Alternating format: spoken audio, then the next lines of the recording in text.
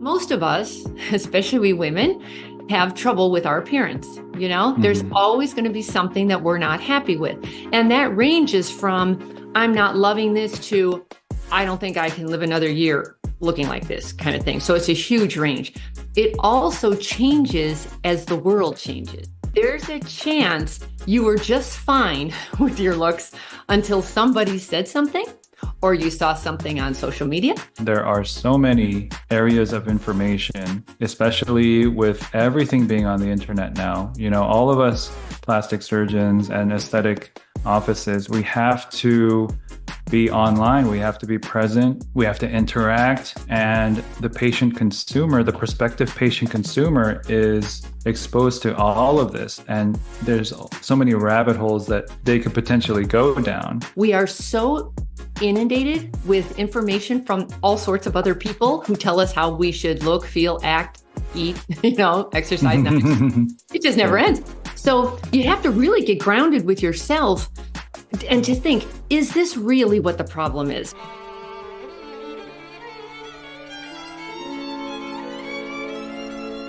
You Are Beautiful, podcast with Jae Kim, ND. Welcome to the You're Beautiful podcast with Jae Kim, MD. I'm your host, Dr. Jae Kim, a double board certified facial plastic surgeon. I'm on a mission to make the world a more beautiful place, starting with you. There are 3 undeniable truths that you must embrace. The first is that you are beautiful. The second is that you are unique. And the third is that you are worth it. Let's dive into today's episode. I'm very excited today to have a wonderful guest. She is a coach, an author, an entrepreneur, a beautiful woman in every way. And we have been partners in this aesthetic industry for a while now. Her name is Maley, and she is a wonderful resource for all things related to plastic surgery and aesthetic medicine. So without further ado, I want to welcome Catherine to the show. Welcome, and I'm really, really glad to have you, and I'm so excited to have this conversation. Thanks so much for having me. I'm not used to a podcast run by a doctor, so this is great. I'm usually the podcaster interviewing the doctors, and this is the other way around. I'm excited. Right. Yeah. And so I've seen some of your podcasts. You really talk to a great audience in terms of prospective patients, but the guests you have on are some of the most well-renowned colleagues in our industry. They've been through a lot of ups and downs in terms of running our offices, things like that. So I'm sure you have a lot of stories to tell, but we were just talking before about the patient's emotional journey and just along the core tenets that I have in terms of the patients that I want to help achieve a more beautiful version of themselves is that you are beautiful, you're unique, and you're worth it. And so in terms of you're beautiful, I think you spoke to a lot of what that means in terms of the journey. Can you highlight some things that you've seen over the years in terms of the patient experience and also of the plastic surgeon or aesthetic professional guiding patients through that journey? I don't even know where to begin other than let's just start with the emotional side, because a lot Yeah. of patients, the reason we're looking for plastic surgery, typically, because I wrote the book on it, actually. I have a book behind me called Your Aesthetic Practice, What Your Patients Are Saying. And I Yeah. interviewed patients and I asked them, number one, what pain were you in? What solution were you looking for to the pain you were in?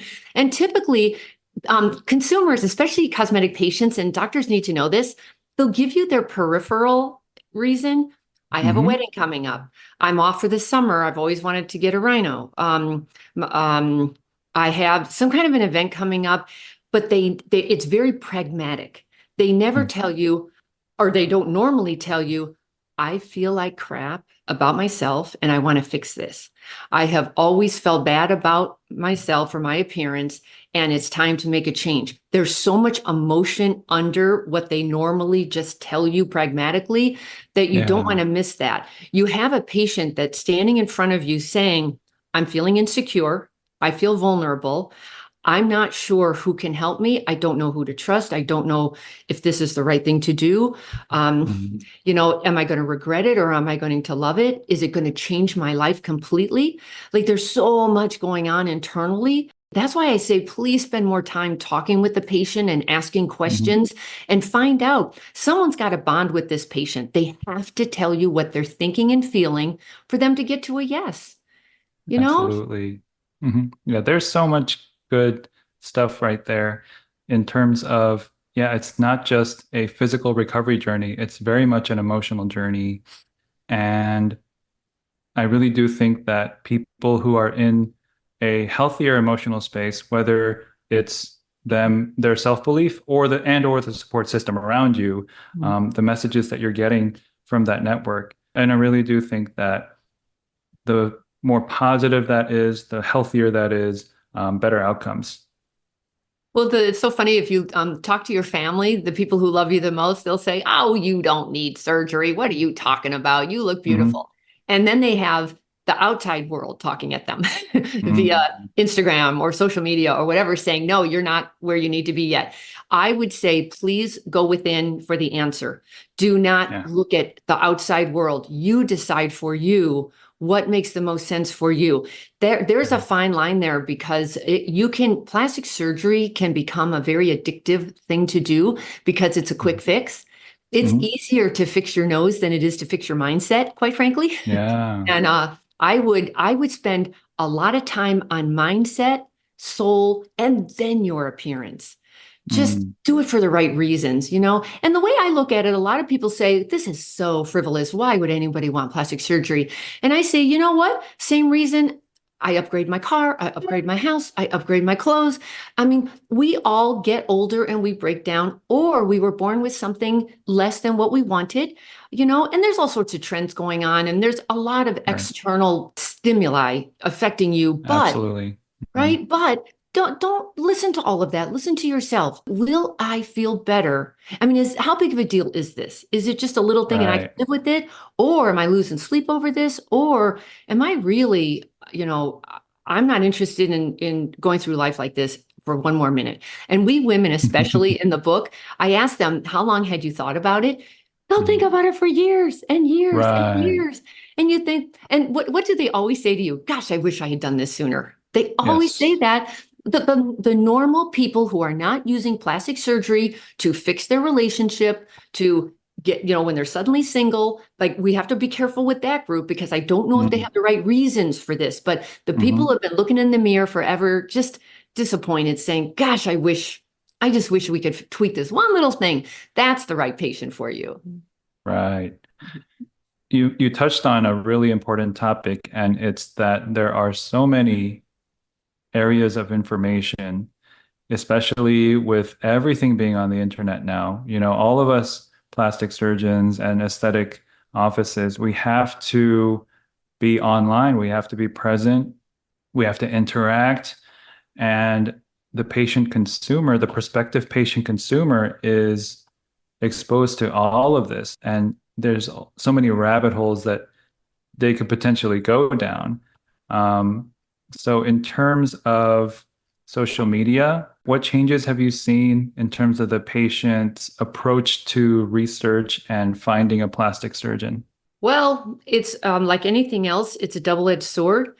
You can be the a mediocre surgeon and excellent on Instagram and win over a Mhm. very qualified, skilled, experienced surgeon who can't figure this out.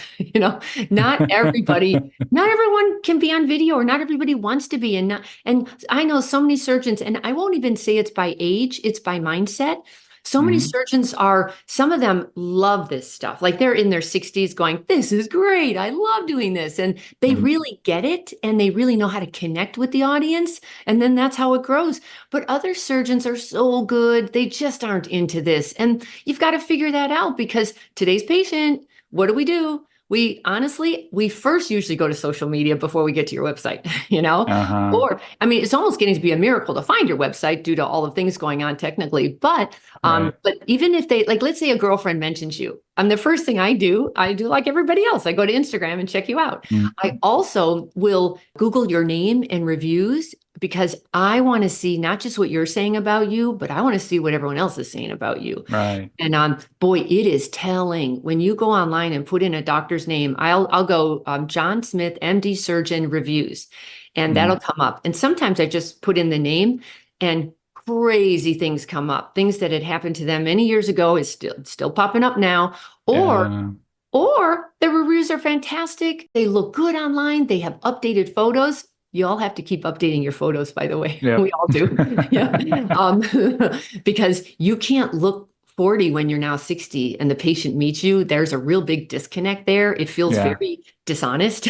Mhm. But really look at your online presence like a consumer would, not like your ego would. Look at how Mm. would a consumer think about being a cosmetic consumer? Dear Lord, half the time you think you want one thing, then you go online and it turns out, oh, well, maybe I don't actually want that. I want this other procedure. So Yeah. you're still trying to figure out what procedure you want. Then you have to figure out who's the service provider that best can meet that need. Mhm. And then how did it go? Like there's so many steps for a surgeon and a patient getting together. Mhm. It's a maze. It's an absolute maze, and it can change on a dime because emotions are involved. So if the patient Right. feels confused or frustrated or disappointed, they just go the other way because Right. there's so much choice. Yeah, that's so true. It's not even based on physical location because people will travel for these things now, right? Right? Around I the mean, world. I'm in the DC metro area and we have rhinoplasty or facelift or eyelid surgery leads. And people will research for a while and, my team will get back in touch with them a little while later after their initial contact and they'll say, "Oh, I'm going to Turkey for my rhinoplasty," or "I'm going to Korea for my rhinoplasty," Mhm. things like that. Yeah. And I guess that, like you said, it's a double-edged sword. There's so much information. And since the consumer, while looking at all this information, feels different emotions, and that can be different any given day, any given chapter of life. So there's so many factors, like you said. It's quite interesting now. I'm in California and I work with a lot of practices all over the world. But one thing that keeps coming up now with all the immigration is, especially like Texas and Arizona, they Mhm. have so many patients who say to them, "Oh, I'm just going to go to Mexico and get this done, for a third of the price or an eighth." Yeah, yeah. And all I Mhm. can say is seriously think about that. We've all seen the show Botched. We've all seen when it goes wrong. You may Mhm. not, maybe it's only 1 in 100, but do you want to be the 1 in 100? Right. It's your own body. Price should never be the sole variable for you Mhm. deciding what to do. You better Absolutely. know who you're going to, what kind of reputation they have. Look at before and after photos. And frankly, everyone has a horror story about out of the country. By the way, this is so random, but a million years ago when I was young, I was in love and I moved to Istanbul, Turkey for a boy. Cool. It was silly. Mhm. I'm so glad I did it, but it was the silliest, when you're young, it's crazy what you'll do for love. So I lived there for a year. I will tell you, and this was a long time ago, like 20, 30 years ago. I will tell you, I went to the dentist there Mhm. and and he said, "Okay, I'm all done." I said, "Well, what do you mean? You didn't do anything?" Like it was shocking, the difference in caliber, in Mhm. level of it, of expertise of it, of standards of, I mean, I thought, holy cow, like you really do get what you pay for in certain, like there's a Mm. reason America is the top dog, I would just Yeah, I would just really think about that because it's not something that you can change lightly if something goes wrong. absolutely. I have another video on YouTube about should you travel for plastic surgery. Mm. And if you watch till the end, there are some general guidelines if you wanted to go abroad for where you should go abroad for which particular procedure. But you're right. As a blanket statement, you definitely want to do your research regardless of where you go for your plastic surgery or aesthetic procedure. One thing that I saw in a recent video of yours was talking about a ladder. And so at the bottom of the ladder, we have kind of the wading pool procedures, as I like to call them, where you go in the shallow end. You might do the esthetician services Mhm. like a dermaplaning with a microdermabrasion. And then at the top of the ladder, it's surgery. So tell us a bit about, how the patient journey goes through that ladder. A cosmetic patient, a true cosmetic patient, and I am one. I started on microdermabrasion.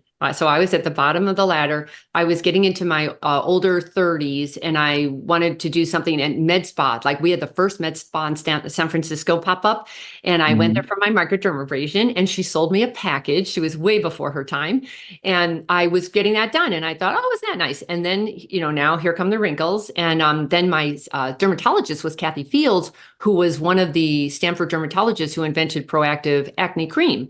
And she was Mhm. my derm, and she was doing my Botox and filler. I used to call it my face fund. I was, and so let's say I'm later 40s. I was paying 5,000 a year on my face fund. I was going in Mhm. quarterly for my Botox and filler. But in those Yeah. days, it was only collagen filler. So there, Mm, you didn't have any of the choice you have now.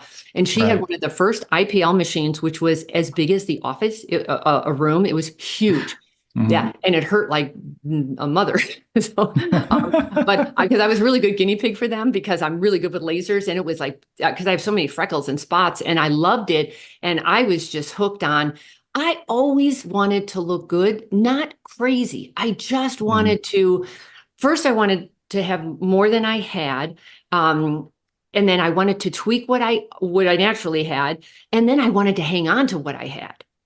Those are the Mm. different stages. You want to add to, then you want to subtract from, then you want to hold, as you get Hold the older. line. And it's amazing how you'll go up and down that ladder for decades. I went microdermabrasion, Botox, filler, IPL lasers.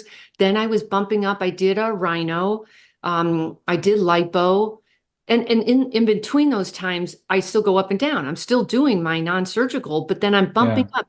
Every like several years, I would bump up to another surgical and then come back down.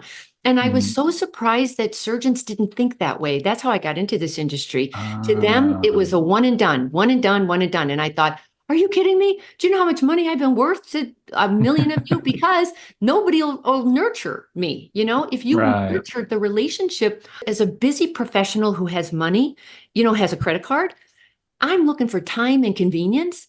If you can help me with my problems, I would love to have one office be my solo umbrella of everything I Mhm. need. You know my name, you know my credit card, you know my wants, my Yeah, it becomes this incredible relationship that could last for decades if you take care of that person.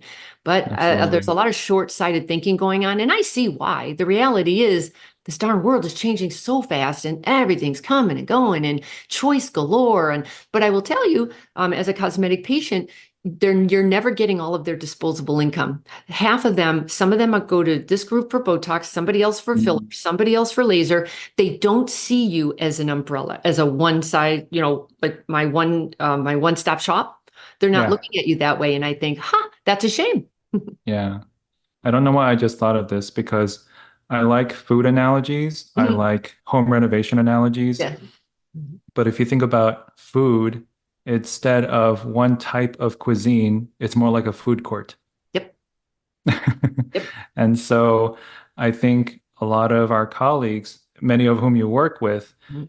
we're trained as surgeons. Yeah. And so that's all we know. And I'm kind of the face of surgery for my office as well. And so you want other non-surgical professionals to be helping to nurture that journey, as you were Yes. saying. But that's not easy either. Now you have to become, and that's where my job comes in. Now you have to become a businessman. As a plastic surgeon, you can no longer just be a surgeon. You've got to be a businessman, a visionary, a leader, a manager. And on top of that, you have to be a content creator because now Right. you are the brand. And it's like I feel for you people. I mean, you have to wear so many hats to make all this work. I would say the best thing you could ever do is get the right team surrounding you and supporting you, pay them well, not over the top, pay them well though, and make them a Yeah, part of the team and grow together because you're never going to be able to do this alone because you've got to absolutely. be everywhere. You have to be everywhere. You Mhm. have to be everything. Dear Lord, it's not easy. Yeah. It's I mean we talked about this some on your show about my process so far, and I'm very excited now to say that we signed a lease for a bigger office space. So finally, some major pieces are moving. Mhm. And this year, 2024, has brought a lot of change in, and most of them have been really good change. And if it's, a setback, it's obviously a learning experience. So, yeah, there's a lot to talk about there. But enough about me, back to you. Um, the other thing I saw recently, besides the ladder that you spoke of, is you were talking about the four biggest concerns of patients. And in no particular order, they were regret, fear, pain, and lastly, procrastination. So you've worked with a lot of plastic surgeons who have patients who experience these four emotions. And then, of course, when you were writing your book, you interviewed a lot of patients going through these emotions. So, in today's world of aesthetic medicine, how does that play out? I mean, I'm going to say that it's probably different from the year 2000, before social media, before smartphones. But how do you see that playing out these days? You know what? I'm not even sure it's different. I just think it's accelerated. Um, we're human beings. We all have human needs. Some of us, a big majority of us, appearance at the top, like priority. It's a priority. Appearances, but so is finding your soul and Mhm. working on your mindset and, and bettering yourself. And today, bettering yourself means I'd like to help my appearance. Tomorrow, it means I'd like to get a degree. The next day, it means I want to get a better job and promote myself or start my own business.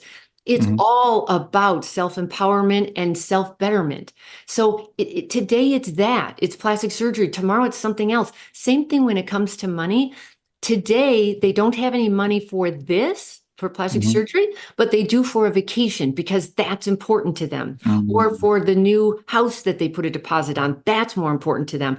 But then sometimes it's all about the surgery. To them, right now, where they're at in their life, plastic surgery is a priority. They will find the money for it, especially women. We will find the money when we want to.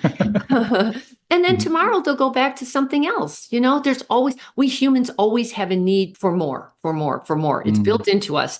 And that's why we want to cater to that for them, because you want them to get in front of skilled, experienced surgeons who really care about the results that they're going to give.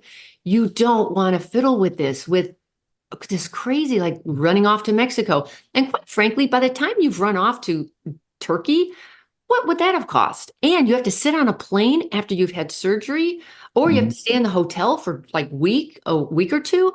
I don't see the balance there. But you know what happened? You did such a good job on Instagram that you're the one. Mhm. That's why Right. marketing is so important. That's why I talk about the business and marketing of plastic surgery. The Mhm. marketing can really get you far, but you have to have your house in order before you invite a bunch of people over with your marketing.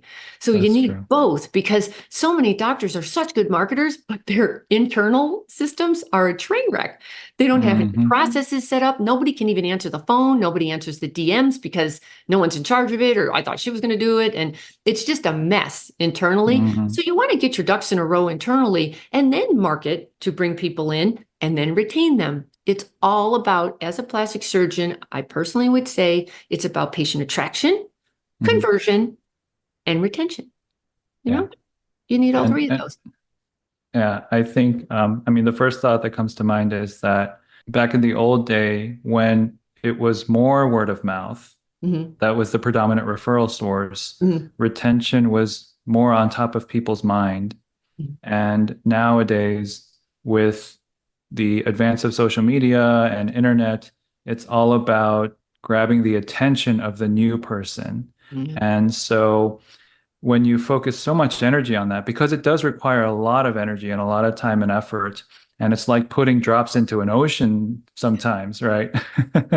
You feel like, oh, I have to get this post, I have to get this video online for the next new person. And like you said, if you don't have your ducks in a row internally, you're doing your existing patients a disservice Mhm. because you're not following up with them. You're not optimizing all of the operating procedures in place to say, hey, this is the best that we can do for your service, not just for the procedure or the surgery the day of, but Mhm. leading up to it, following up after it, and so on and so forth. They need a wow patient experience before, during, and after. Mhm. By the way, I tell the surgeons, you have a choice. You can spend time or money or both. So in the old days, not too long ago, you would just throw a bunch of money at Google AdWords. And the beauty of that is, well, now it's way too crowded, but the beauty was Mhm. if you were promoting a rhinoplasty, otherwise known as the nose job, to consumers, and I want to remind everybody, if the consumer is saying nose job, do not call it a rhinoplasty because they won't know Right. what We you're have to say talking nose about. job too. Mhm. Yeah, you have to say nose job. And if they're looking for a nose job, they go to Google, put in nose job, and your ad pops up. That's a beautiful, quick A to B. They're Right. looking, and here's your ad. That's a good, solid, or used to be a very good, solid lead. But if you're doing social media, all you're doing is taking your personality and whatever you have or whatever skills you have for social, you're throwing it out into the whole world, to the whole world. And you're Mhm. saying, so who likes me? Who's interested? And now you've got a lot coming at you. But when you have the public coming at you, you didn't get to decide who came after you. And Yeah. now you're playing this other game of, I have a bunch of leads, but how am I going to triage these? Like, who really, Mhm. really is ready? You know what? They're ready to say hi to you and meet you and, and interact with you and DM you, but are they ready for surgery? That's the issue. The A to B got way longer, the middle. Mhm. That's where you need that internal system of qualifying leads. So now, like, what would you say is the best way for you, like patient attraction? Because I still think word of mouth is by far the absolute fastest, cheapest, easiest way. Oh That's yeah. the most direct approach of ever. It will always be Mhm. that way as well. But I spend more time trying to figure that out. How do I get Mm. Susan to tell Karen when Karen says, you look fantastic? And I need Susan to say, oh, you know what? I went to Dr. Kim, had a little, right, had a little something done. And she's like, oh my God, that's what's different. Your nose, you look fantastic. And now she's getting positive feedback and she's willing to share with her friends. Right. And then hopefully she'll share on social media on her platforms. And now she'll lead more people over to you. If we could spend more time figuring that out, that's such a more direct approach than who's anybody, who's everybody. Right. That's a tough game to play. Absolutely. And when I think about who among the patients who contact us is ready, that's a process of, you might say we're eliminating the leads, Mm-hmm. but I would say it's more qualifying them It's qualifying. and making sure that the ones who are ready physically, but also mentally, emotionally, they're the ones that get through the door, that get to see me and my other non-surgical professionals Mm-hmm. to start a journey, like you Mm-hmm. said, to get on that ladder. Yeah. I've never gotten off that ladder. I've been on it real religiously. Right. Um, so in terms of, I mean, kind of a related question, but along the acceleration of all this with the internet and social media, um, what kind of trend have you seen in the past 5, 10 years where if you were standing in the year 2014 and now you look here, you're like, whoa, that happened? I would have never expected that to happen. What kind of trend would you say comes to mind in terms of our field, plastic surgery and aesthetic medicine? The biggest one was social media. Having to turn the surgeon into an entertainment center has been a real interesting phenomena because most of the surgeons are not. They're Mhm. introverted people who have studied for 14 years to be a surgeon. It's not their nature typically, Yes. but some of the surgeons it is, and I've been so surprised at the ones who are good at it are crushing it. But keep Mhm. in mind, they have the infrastructure set up to do it that way. Right. So they're playing that game, but I never thought it really bothers me that a mediocre surgeon can beat out a really good surgeon, at least in the short run. You can be very good at marketing and a mediocre surgeon, and that worries me because I think a lot of people have a lot of crazy work done because they're going to somebody that looks so good on Instagram and in Right. real life. it was like they're not hearing the patient's telling you what they want, or the patient's telling you what they want, and the surgeon's like, okay, if that's what you want, I can't, I have to give it to them. And no, you don't. Yeah. That's Yeah. your work, that's your reputation, that's your whole life, your livelihood as Mm, well. I mean, absolutely. yeah. Do you find that the patients like are trending more towards just over the top kind of results or expectations? At least on the East Coast, it's not as prevalent Mm, as probably in yeah. California or even in Florida. Yeah. A lot of people go for the, oh, I don't want to look done. I don't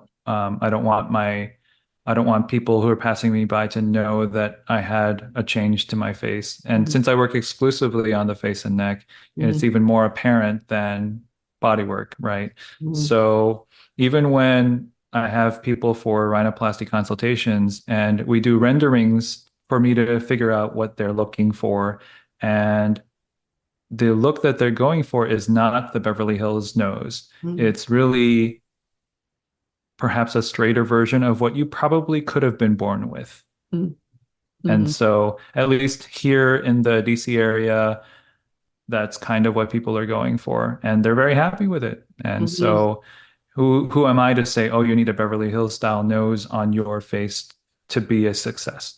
No, mhm, absolutely not. If that's what you're going for, then that's what you're going for, and I have to make sure that you breathe as well or better than before as well. mhm. It's so true. Like what culture are you in? But also, what are your boundaries as a physician and as a surgeon? I think you have Hmm. to get so clear of who you are and what you're willing to do. I have watched too many surgeons, chase the money, and especially in places like Florida is out of control. Yeah, yeah. I'm just surprised like that they've turned this all into a circus kind of thing, Right. and I don't think it was ever meant to be that. Although, like everything else, there's always extremes on both sides. Most people, I would say, just want to look better, feel good, look great, love their look, feel confident, and Mhm. just look natural. I don't want anyone saying to me, "Whoa, who did that to you?" Yeah.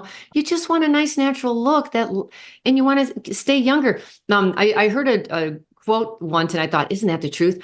I don't mind getting older, but I do Mhm. mind looking old. And it's so Mhm. true. Right. Like, I Mhm. used to be on the other end when I was much younger. It was such different motivation. But now that I'm older, like the aging face kind of thing, that's a completely different mindset. So now I'm really equipped. I know what it's like when you're younger, when you're getting Mhm. older, and then when you're really getting older, like, how do you hang on to things? But it's still be a rational mindset. You know, Right. like I still work on my soul, my mindset, my body. I exercise every day. I take vitamins. I do meditation. Like I still do all of that. I would actually talk more to the cosmetic patients about what else do you do to feel good and look great, Yeah. Mhm. because if this is their only, I used to work with this woman a million years ago, and we were salespeople, and Mhm. we were young, and we're at a computer, we're all in the computer room, and she's like, God, I hate my nose and my chin. I just hate this. I hate this, blah, blah, blah. And she was really nasty. She was really a very negative person. So many months later, she comes in. She had her nose and chin. She looked Mhm. fantastic. And I Yeah. said, oh my God, you look so good. I swear to God, when we were back in the computer room, she sounded like the same, unhappy person that she was before it. Mm. And I said to her, what happened? This was supposed to make you happy. Yeah. And it was so crazy. I realized, wait a second. We have to watch what we want. What are we saying we really want? Right. So Yeah. Be much careful going what you on ask there. for. Yeah. Absolutely. Didn't make any difference for her. She still wasn't happy, and Right. those are the ones I worry about because those are the ones who are going up and down that ladder way too much for the wrong reasons. Yeah. Yeah. You just build up lactic acid in your legs going up and down so much. All Well, it's right. not the answer. It's not the only answer.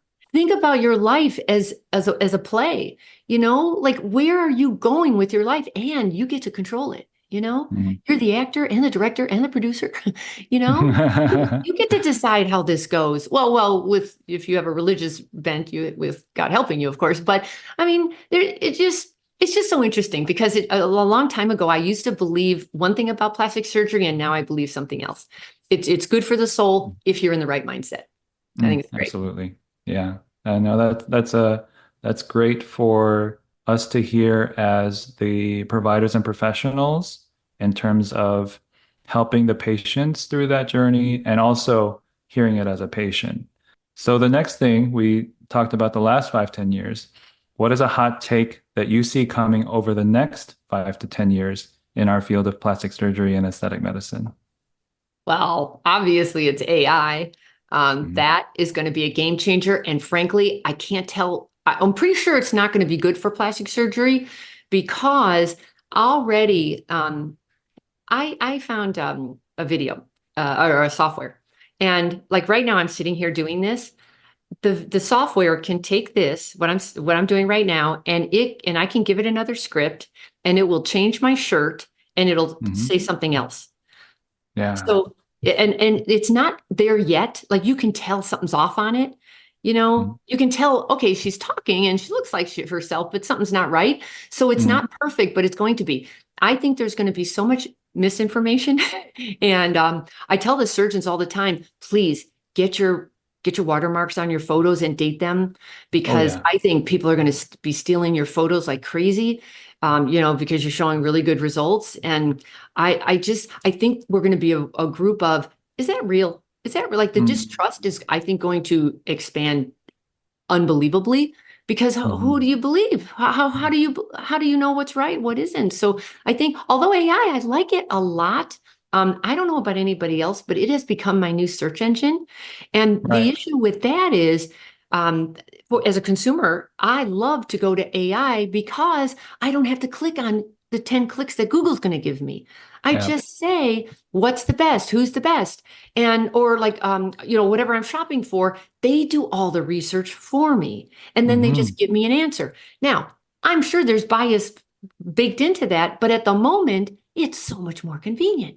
So Right. if that's true and more consumers do that, how are they ever going to find your website? Yeah. Unless somehow Chat GPT has deemed you the authority. When I ask for the best rhino surgeon, Mhm. somehow how they have to choose you. I don't even know what their variables are anymore or what the rules Right. are for them to decide that because somebody behind the scenes decided that. I'm not clear about that. That's why I Mhm. do think social media is it right now. I don't know.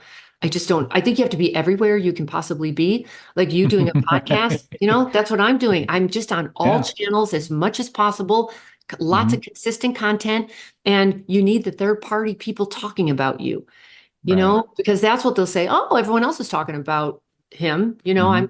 I will too. But that part has gotten super complicated, and Yes. AI, I think, is going to make it more so.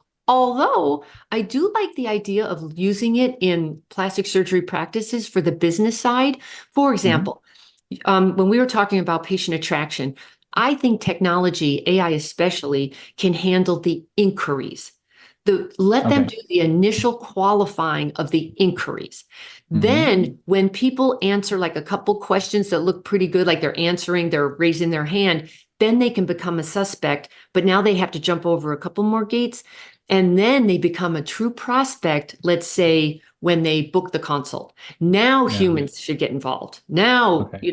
because that's one easy way to set yourself up for success without getting so distracted by the Instagram wannabe people. Like you're going to get hundreds of leads. And how, I say triage with AI and technology and Mhm. only focus on the true blue ones that really raised their hand and said, I'm willing to come in. Like Right. and I'm willing to call your office. You can't even get people to call your office anymore. They just want Right. to email or text you. And I say, could you get your phones correct? Because somebody who actually picked up the phone to call you is hot. That is such a Yes. hot lead because nobody's going to Absolutely. do it anymore. So anyway, just start thinking more strategically about how you use technology to help you because staffing issues have come up. A Mhm. lot of people don't want to work full time, that kind of thing. I would use AI. AI is going to help us a lot with admin, I think. Yeah. One thing I noticed now on Google search is that now Gemini is Google's AI engine, Mhm. and there's a TLDR at the very top. It's not the first search result or even the first sponsored result anymore. It's the Gemini output that is the very first thing you see in response to your Oh, search query. And that's mind-blowing to me. Whoa. So you Google something and the Gemini search result comes up over, Yeah, so over all the it's the PPC ads, all the right. sponsored ads? Ew. Yeah. And so it's the AI carousel, and you can scroll through the tiny boxes of AI and where they got the sources from. And so it'll take a few of the top organic results and Mhm. make a TLDR out of it so Mhm. that the consumer never has to go to another website ever again, which Because they have to compete. Yeah, that's how Mhm. Google's going to compete. And oh boy, that's tough. Yeah, yeah. But like you said, it's changing. Everything's accelerated now. Hmm. And these times are fast, and some people have the tools and the wherewithal to keep up with it, and others don't. We need a little bit of help, but there are people like you to help us out. Hmm. Well, because I can see it from a different perspective. You're so in the weeds in your own practice and it's so emotional. That's why you turn to somebody like me. I'm from a different perspective. I've seen hundreds of practices and how they do it. I've been around for a long time, so I see how it used to be done, how it is done now, and I Mhm, can stay neutral. I can say honestly, from my 24 years of experience, this is a good road to go down. mhm, And it's just a different perspective. And I look at it from the patient's point of view.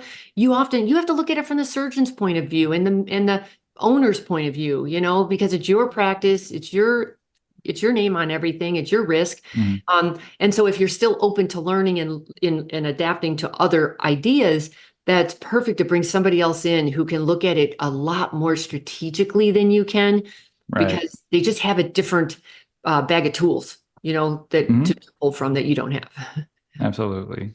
Yeah. I mean, you've been very successful at making many plastic surgeons successful. So I just want to applaud you on your contribution to our field, to plastic surgery and aesthetic medicine. And I look forward to even better, greater things from Beauty in the Biz, from Catherine Maley. I see nothing but great things for you, even on the road ahead. I'd like to say the same for you. I noticed you have a new skincare line. You are crushing it. The new building skincare line, different kinds of procedures, innovative techniques. I'm really looking forward to watching you grow. I appreciate it. There are two questions that I always ask every guest at the end.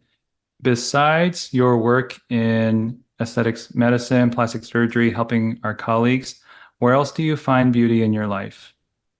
My Cavapoo, his name is Cash. He and I Hmm. hike. We're well known in our neighborhood because we're very habitual, and we're the first ones out at 5 in the morning, and then we go out again after dinner. And Hmm. I live around nature. I just love nature, and my dog and I are hiking like crazy. And Cash has to get groomed every other Friday because he picks up Oh, every wow. twig in the world. But it's a blast. I am a dog lover, big time. If you looked at my website, you'll see I'm all sorts of things, but a dog lover, big time. That Because makes two of us. I just think dogs are just the greatest. They're so he lets me do all the talking. He listens to me. I love when he cocks his head like, what's going on? Yeah. Yeah, it's so cute. And he wags when I walk by. I find them so pure, And Hmm. he Right. reminds me to don't lose my sense of humor because I'm actually very funny, but everything's so I believe that. stressful. Yeah, Hmm. I actually am. And so he just reminds me to laugh and chill. Hmm. Wonderful. So, yeah, from one dog lover to the other, definitely that resonates with me.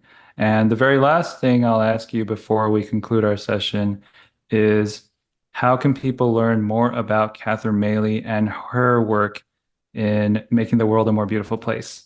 Well, I mean, always my website. It's catherinemaley.com and it's Catherine with a C. I'm Irish Catholic from Chicago and I can't lose my accent. I've been gone forever. And then on that website, you'll see I have a podcast of over 270 interviews I've done with the plastic surgeons. I have over 500 blog posts, everything about marketing and business of plastic surgery. And then I also have a YouTube channel and there are all those podcasts are also on Vimeo casts or video Yeah. casts. So there's a ton of content. And I used to be so afraid, oh my God, I mean, I'm going to run out of content. No, life keeps changing so quickly. Plenty of content, always Yep. abundance. Hmm. Absolutely. And, having done this podcast now for close to half a year, Yeah. it's enjoyable. I mean, there is some grunt work, as Yes. you know, but Yes. it's so enjoyable, Mhm. you know, coming up even with the solo episodes of the content that people want to hear about, but also speaking to other experts in all sorts of aspects of beauty. I have, in addition to people in our own industry, I've had makeup artists, photographers, other lifestyle coaches talking about how they make the world a more beautiful place. But again, I want to thank you so much for your contribution to our industry, for spending this time with me, talking about all things as a consumer and as a plastic surgery office about our industry and how it's going forward. So again, thank you so much for your time. I really appreciate it. Absolutely. Anytime. All right. That concludes this episode of the You're Beautiful podcast with Jae Kim, MD. Again, a huge thanks to Catherine Maley for spending time with me, talking about all things plastic surgery and aesthetic medicine. We're going to leave some links down below for more of her content, including her book, Your Aesthetic Practice, and her Beauty in the Biz podcast. So until next time, remember these 3 core tenets. Number 1, you're beautiful. Number 2, you're unique. And number 3, you are worth it. Take care, everyone.